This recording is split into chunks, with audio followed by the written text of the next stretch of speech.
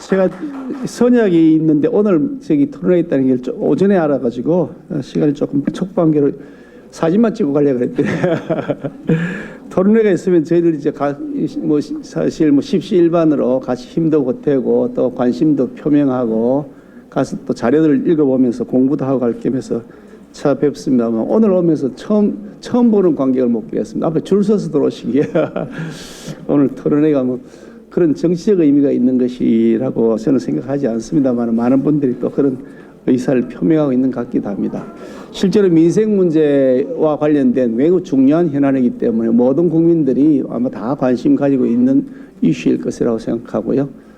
저도 수사업무를 종사하지 않았지만 판사, 변호사로서도 한 10년쯤 활동했기 때문에 현장에서 일어난 일 여러 현상들을 보면 검찰의 보안수사권은 반드시 필요하다는 확신을 가지고 있습니다.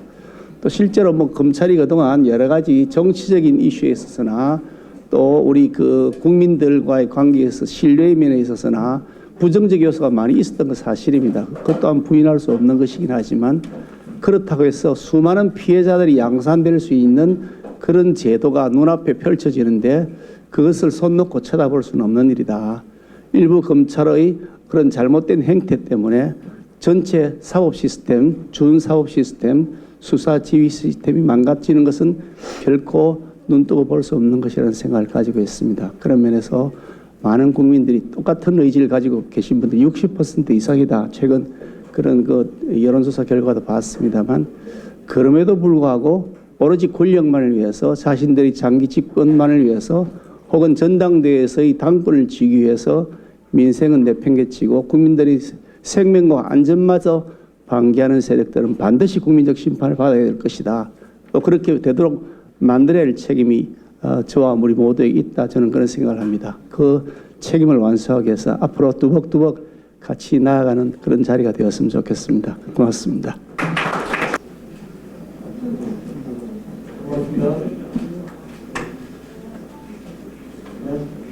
한동 화이팅!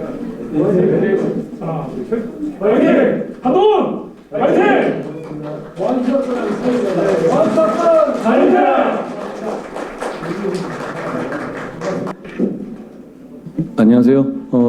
보통 토론 주최하면 토론에 직접 참여 안 하니까 이 개회사에서 길게 하는데 저는 토론회에 참여하기 때문에 길게 하지 않겠습니다. 다만 여기 정말 많은 분들께서 관심을 가지고 와주셨습니다. 그런데 우리는 여기 참석한 사람들이 아니라 참석하지 않은 사람들이 과연 우리가 왜 여기 모여야 하는지를 역설적으로 보여준다고 생각합니다. 더불어민주당은 이 법을 토론할 용기도 없으면서 이렇게 통과시키고 있습니다. 국민에게 죄를 짓고 있는 것이다라고 말씀드립니다. 이 토론회가 진행되는 동안 저 자리는 계속 비워두겠습니다. 그리고 법무부에서도 고민 끝에 참석하지 않았습니다. 그 대신에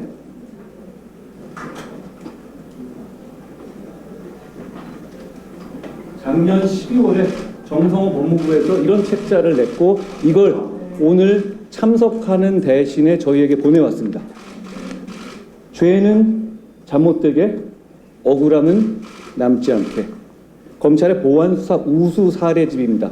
제가 장관할 때 만든 게 아닙니다. 정성호 장관이 장관한 작년 12월에 만들었던 사례집입니다.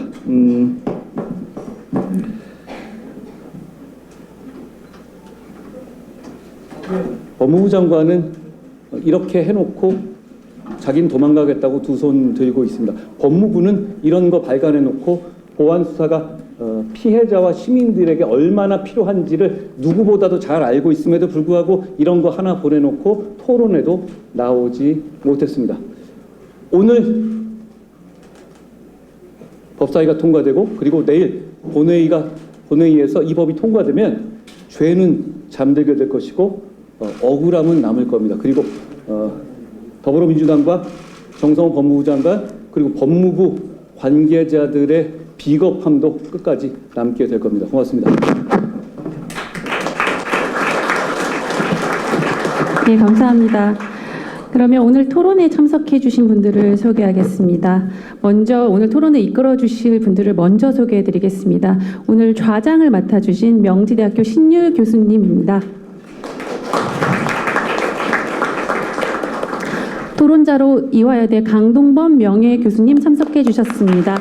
형법, 형사소송법 분야를 연구해 오신 원로학자십니다. 다음은 한국형사법무정책연구원 김한균 부원장님 소개해 드립니다.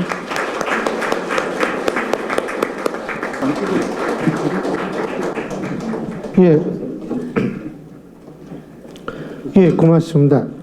지금 소개받은 명지대학교 정치외교학과 신율입니다.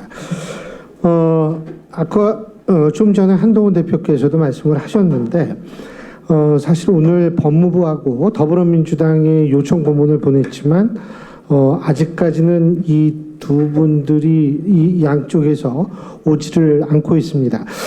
제가 좀 안타깝다라고 생각하는 게, 국회는 민생이라는 단어를 아마 가장 많이 입에 올리는 그런 장소라고 생각을 합니다. 그런데 사실 이 문제만큼 민생과 직결된 문제가 또 있을까? 물론 있기는 있습니다. 부동산 문제도 있고 주식시장 문제도 있긴 있습니다만, 사실은 물리적 불이익을 받을 수 있는 그러한 문제인데, 그러한 문제를 통과시킴에 있어서 사실 그게 가장 중요한 민생 중에 한 부분인데도 두 군데에서 나오지 않았다는 사실, 좀 굉장히 안타깝게 생각을 하고요.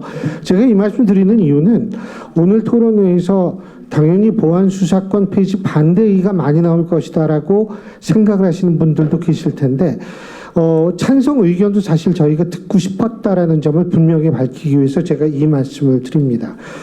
두 번째로는 제가 여기 오늘 토론자로 계신 우리 한동훈 의원님, 그리고 강동범 교수님, 김한균 박사님, 부원장님, 박사님 세 분께 좀 부탁드리고 싶은 것이, 이게 법률 용어가요, 일반 사람들은 굉장히 어렵습니다. 그래서 사실 이게 뭐 우리끼리 하는 게 아니잖아요. 여기 언론인 분들 굉장히 많이 계시고 하니까, 우리가 가장 중요한 거는 쉬운 용어, 설령 어려운 용어 쓰더라도 그거를 좀 풀어서 말씀해 주십시오 하고 제가 꼭 좀 부탁드리겠습니다. 그리고 또 하나는 뭐냐면, 어려운 거일수록 사례를 들면 이해가 쉽습니다. 그러니까 사례를 좀 많이 들어주시면서 말씀을 좀 부탁을 드리겠습니다. 마지막으로 제가 한 가지 더 말씀드릴 것이, 오늘은 크게 두 꼭지로 진행을 하겠습니다. 하나는 뭐냐면, 뭐가 바뀌는 것인가? 두 번째는 그렇게 바뀌어서 누군가는 이익을 보는 사람이 있겠죠. 누가 이익을 보고 누가 피해를 볼 것인가라는 것, 이런 부분 두 꼭지로 크게 진행을 할 거라는 말씀을 드리고요. 한 가지 더 말씀드리자면, 오늘 토론회는 원래 여러분들이 익숙하게 보셨던 국회 토론회 방식에서 벗어나겠습니다. 그 얘기는 뭐냐면, 방송 토론 진행 방식으로 진행을 하겠다는 겁니다. 그러니까 뭐 한 분이 발제하시고 쭉 거기에 대해서 또 질문하고 거기에 대해서 대답 한 번 듣고 끝나는 그런 토론회가 아니라 방송 형식의 토론회라는 점을 말씀을 드립니다. 한 가지 더 있군요. 오늘 여기에서 혹시 그 여론조사 얘기가 잠깐 나올 수 있는데, 이게 지금 유튜브로 생중계되고 있기 때문에 유튜브까지는 정확한 5개의 개요를 말할 필요가 없습니다. 그렇기 때문에 그 점을 여러분들께 제가 분명히 말씀을 드립니다. 자, 그러면 이제부터 토론회를 본격적으로 시작할 텐데요. 앞서 말씀드린 대로 일단 세 분의 얘기를 쭉 듣고, 여기 계신 분들 중에서도 질문이 있거나 이런 건 나중에 제가 한번 기회를 드릴 수 있는 시간이 있다면 기회를 드리겠습니다. 그래서 먼저 여기 계신 공식 이 토론자 세 분을 중심으로 얘기를 듣는 시간을 갖겠습니다. 자, 그럼 첫 번째 주제입니다. 무엇이 바뀌는가? 이 부분입니다. 자, 이 부분에 대해서 일단 개략적으로 누구부터 말씀을 하시겠어요? 무엇이 바뀌는가? 바쁘시네. 그럼 대표님이 좀 먼저 간략하게만. 오늘 나오고 있는 대안을 보면 이겁니다. 검사가 보완 수사를 못하게 되는 겁니다. 그러면 경찰에서 보내온 것 가지고 yes or no 기소하거나 말거나, 그리고 또 하나의 이 대안은 이거 보완해와라라고 요구를 할 수 있는 겁니다. 직접적으로 뭐 확인한다든가 그걸 가지고 법원에 낸다든가 하는 게 불가능해지는 것이죠. 예를 들어서 장윤기 사건을 기준으로 본다면 장윤기 사건은 장윤기의 아버지가 경찰관이었는데 장윤기 사건의 어떤 중요한 증거들을 숨겼고 그리고 같이 근무했던 경찰관들이 거기에 동조하는 사건이죠. 이 사건에 있어서 원래대로 경찰이 송치를 하면 검사는 이게 이상하다고 직접 뭐가 압수수색 영장을 받거나 아니면 그게 추가적으로 뭐가 있는지 사람을 불러서 물어와서 확인하고 이런 것이 이제는 불가능해집니다. 그냥 경찰이 가지고 온 기록만으로 보게 되고요. 그렇기 때문에 당연히 장윤기 사건 같은 건 앞으로 검찰의 보완 수사로 발견되는 것이 불가능해지는 겁니다. 그러니까 지금 이런 세계는 80년 만에 새로 열리는 세계입니다. 그 지난 80년 동안 우리는 보완할 게 있으면 검사가 보완해서 피해자를 위해서 일할 수 있는 나라였어요. 그런데 이 법이 통과되고 나면 검사는 그 임무에서 벗어납니다. 제가 한 가지 강조하고 싶은 것은 이건 검사의 권리가 아닙니다. 검사는 권리라면은 이걸 해도 되고 안 해도 되는 게 권리겠죠. 그런데 검사는 보완해야 될 부분이 있으면 지금까지 무조건 보완 수사를 해야만 했어요. 나중에 이게 보완 수사를 안 하면 그 검사는 굉장히 불이익을 받고 책임춤을 받죠. 그런데 지금부터는 이 임무가 없어집니다. 그러니까 보완 수사권은 검사 입장에서는 권리가 아니라 임무였습니다. 그 임무가 없어진 겁니다. 권리 측면에서 본다면 피해자의 권리입니다. 피해자가 보완 수사를 받을 권리였던 것이죠. 그게 없어지게 된 겁니다. 그러니까 앞으로 검사는 이런 문제가 들어올 때 그냥 제3자적 입장에서 기소하거나 부족하면 안 하고 그리고 경찰한테 보완 수사를 요구하면 근데 경찰은 그걸 잘 안 들어요. 구조적으로. 이런 시대가 온 것이죠. 이렇게 되면 사건이 잘 끝나지 않게 되고 두 가지가 바뀌게 될 거예요. 첫 번째, 장윤기 같은 사건 같은 조작 사건이 대단히 크게 늘어날 것이고, 그 두 번째는 일반적인 사기 사건이나 이런 것이 계속 보완 수사 요구를 주고받고 하면서 핑퐁 지옥에 빠져서 끝나지 않게 될 겁니다. 그리고 세 번째 그 결과로 힘 있고 돈 있는 사람이 아니라 힘 없고 돈 없는 서민들이 고통받게 될 겁니다. 예, 여기 뭐 보충하실 분, 김 박사님. 예, 뭐 보충을 하라고 하시니 저는 이제 그 정부의 정책을 뒷받침하는 국책연구기관에 소속이 되어 있습니다. 그래서 우리 정부가 국민의 안전과 자유를 위해서 시행하는 정책, 특히 그 중에서도 범죄와 형벌에 관련된 정책을 연구하는 기관인데요. 지금 우리 한동훈 의원님께서도 말씀하셨지만 이 보완 수사권 또는 보완 수사 요구권 또는 재수사 이걸 통틀어서 우리가 이제 수사의 보완이라고 합시다. 그러니까 우리가 자꾸 수사에다가 집중을 하니까 권한 문제를 가지고 다투게 되는데요. 자, 수사라는 것이 한 개 수사기관이 완전하게 완벽하게 다 할 수는 없는 노릇이니 다른 수사기관이 전문적으로 미진한 점은 보완하게 해주자. 이게 시스템의 의미 아닙니까? 그러니까 우리가 형사사법 체계라고 할 때, 형사사법 시스템이라고 할 때 이게 수사의 주체인 전문 수사기관이 경찰뿐만 아니라 전문 법률가 기관으로서의 검찰이 또는 법원이 각 단계마다 교정할 수 있고 보완할 수 있도록 이렇게 촘촘히 짜놓은 걸 우리가 시스템, 체계라고 하거든요. 근데 이 시스템이 빈틈이 생기면 어떤 문제가 생기냐면 저희 같이 이제 연구하는 사람들은 이렇게 이제 학문적으로 얘기를 합니다.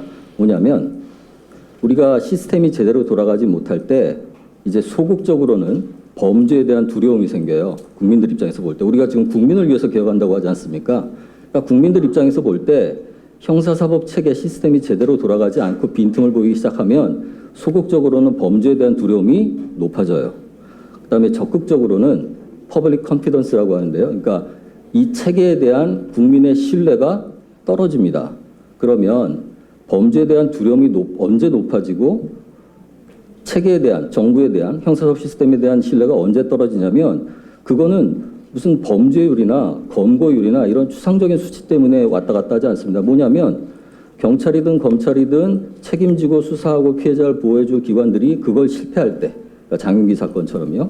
또는 권한을 남용해서 피해자에게 오히려 2차 가해를 할 때 이런 사건, 그 다음에 우리가 강력사건, 흉악사건이라고 하는 것을 잘 보면 우리가 가해자만 자꾸 보는데 강력사건, 흉악사건의 피해자는 대체로 취약한 피해자예요. 여성과 아동과 노인입니다.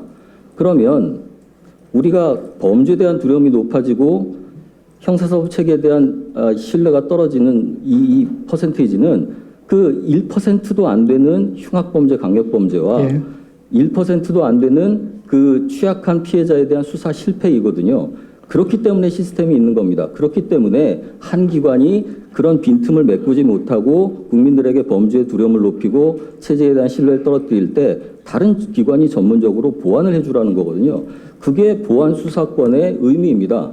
그런데 이 시스템이 제대로 돌아가도록 또 우리가 취약한 국민, 피해자의 이 피해가 없도록 빈틈을 어떻게든 메꿔주려고 설계한 그리고 80년 동안 이 작동해온 이 체계를 지금 보안 수사권 하나가 단순한 권한 하나의 문제가 아니라 형사소송법에서 조항 하나를 빼는 문제가 아니라 이 국민 피해자를 보호해왔던 시스템을 근본적으로 허물고 전체 사회적으로 볼 때 범죄에 대한 두려움을 높이고 형사소송 체계와 정부에 대한 신뢰를 떨어뜨리는 이 구멍이 될 수 있다는 부분입니다. 그래서 보안 수사권 문제가 단순한 형사소송법 한 조항을 없애는 문제가 아니라 우리 전체 형사사법 체계를 통해서 국민의 자유와 안전을 어떻게 더 잘 보호할 것이냐의 문제가 되기 때문에 오늘 우리가 이렇게 다 모여서 얘기를 하게 되는 것이라고 생각합니다. 예, 저희가 지금 사실 얘기하려고 했던 부분은 어떤 부분이 지금 바뀌는가 하는 부분이거든요.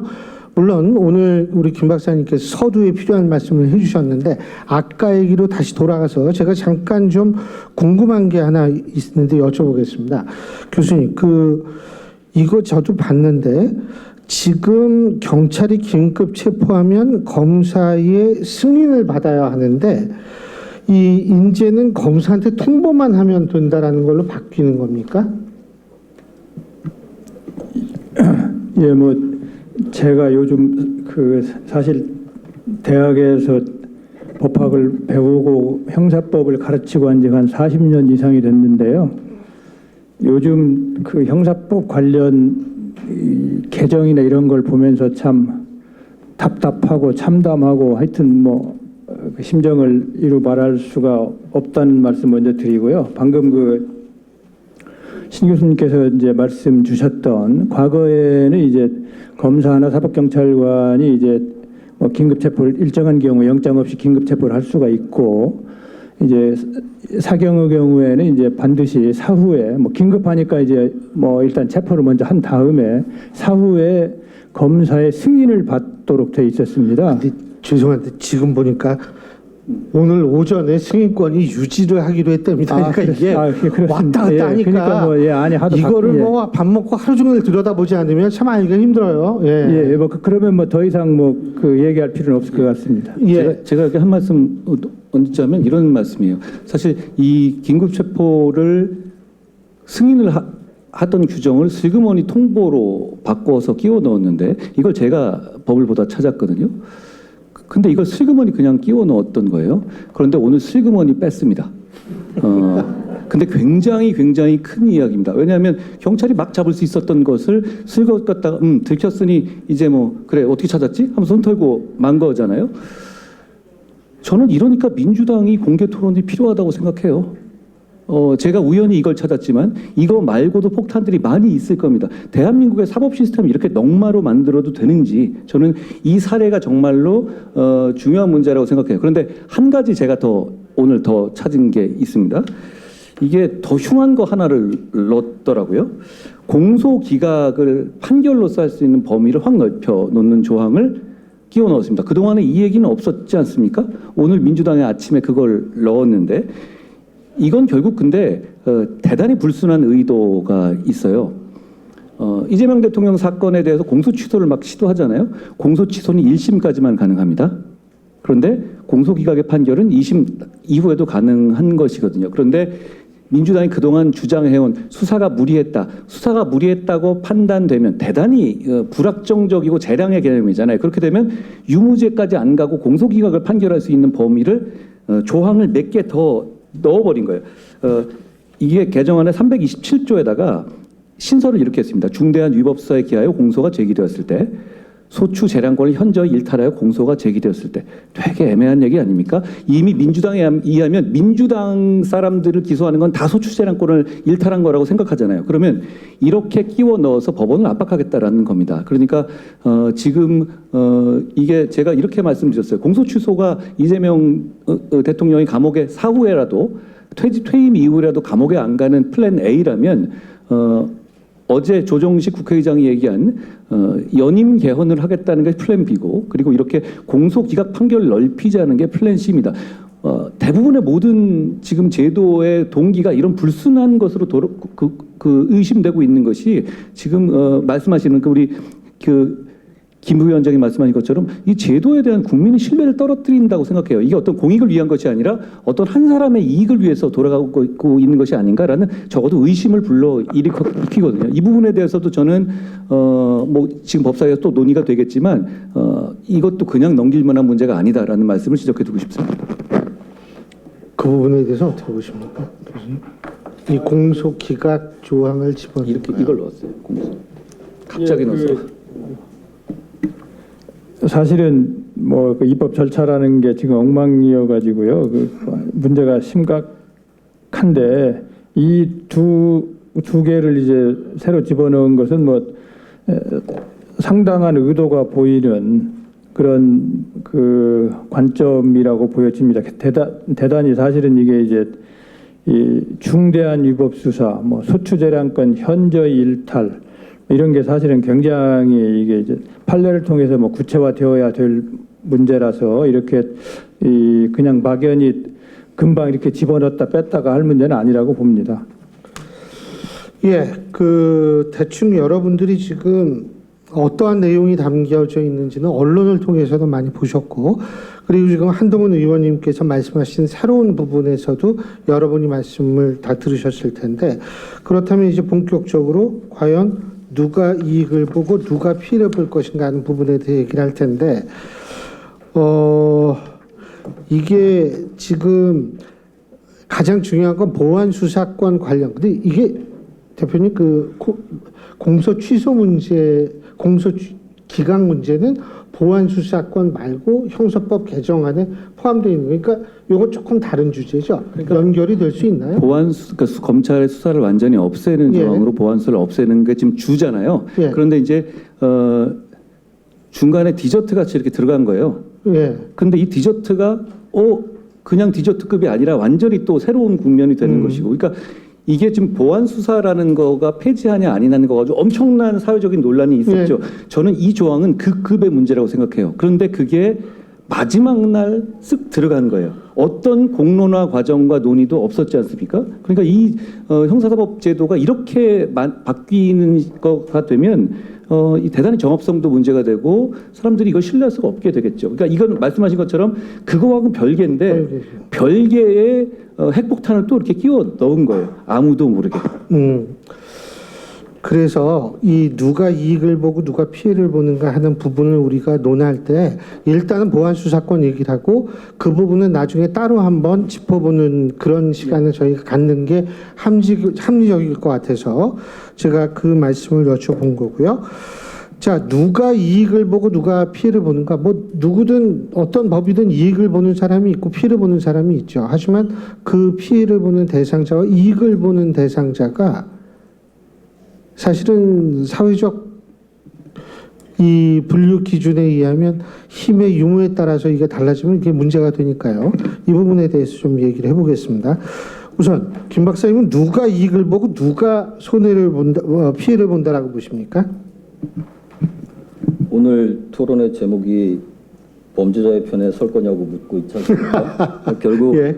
이 보안 수사 부분에 대한 이제 법 개정 개폐가 결국은 이제 범죄자의 이익이 되고 반면에서는 이제 피해자의 불이익이 될 것이다. 피해자의 더욱 큰 피해가 될 것이다. 라는 게 이제 오늘 토론회의 문제 의식인데요.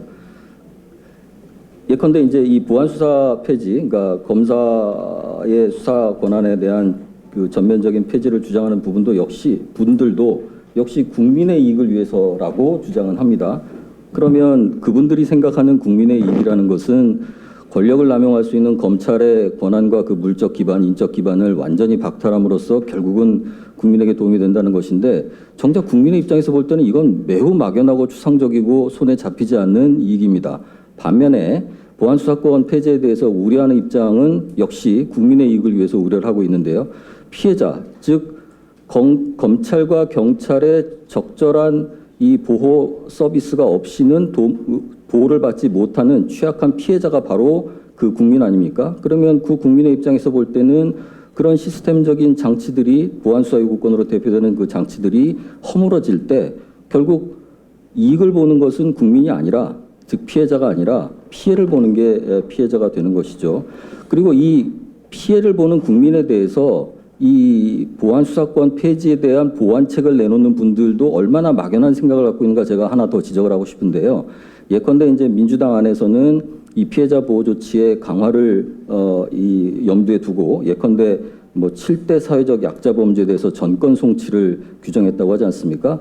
근데 7대 범죄라고 하지만 사실상은 여성, 아동, 노인 학대 범죄 하나, 그다음에 성범죄 중에 성인 대상 성범죄, 아동 대상 성범죄 하나, 그다음에 가정폭력과 그것과 밀접하게 연관된 스토킹 이렇게 세 가지밖에 없어요. 그런데 우리가 진짜 피해를 받는 국민들의 입장에 생각해 보면 국민들이 억울함을 호소하고 수사기관에 찾아가서 다시 한번 봐달라고 그 호소하는 그런 그야말로 민생범죄, 사회적 약자 대상 범죄는 오히려 폭행, 사기 이런 거 아닙니까? 그런데 이런 걸 다 빼놓고 그냥 형식적으로 7대 사회적 약자 범죄에 대해서는 경찰이 자기 선에서 끝내지 않고 전부 검찰청 일단 보내라 했습니다. 그런데 이게 얼마나 눈 가리고 아웅이냐면 경찰이 그러면 다 자기네가 책임지지 않고 검찰에 보내죠. 검찰은 수사를 보완할 수 있는 아무런 권한이 없는데 어떻게 그러면 이 사회적 약자 범죄에 대해서 송치받은 약자 범죄에 대해서 자세히 살펴보고 시민들을 피해자를 보호할 수 있겠습니까? 심지어는 그 보안수사도 그러면 중수청에다가 사회적 약자 대상 보안수사 전담부서를 만들어줄 테니까 거기로 넘겨라고 합니다. 아니 피해자들은 지금 한시가 급한데 일단 송치받은 검사가 수사를 안 해본 사람들도 아니고 80년 동안 수사를 해본 사람인데 자기가 빨리 수사를 끝내서 피해자들을 도와주고 또 억울한 가해자가 있으면 억울한 가해자로 하여금 빨리 형사사법 체계로부터 벗어날 수 있게 도와줄 수 있는 거 아닙니까? 그걸 중대범죄 수사를 하라고 새로 설치하는 중수청에다가 사회적 약자에 대한 재수사를 또 따로 맡긴다고요? 그러니까 보안수사 폐지에 대해서 너무 매몰되어 있다 보니까 이런 무리수를 자꾸 두고 정작 국민들의 입장에서 볼 때는 국민들은 아무런 도움이 되지 않는 걸 자꾸 국민을 위한 개혁이라고 어거지를 쓰고 있다. 이렇게 생각이 들 수밖에 없습니다.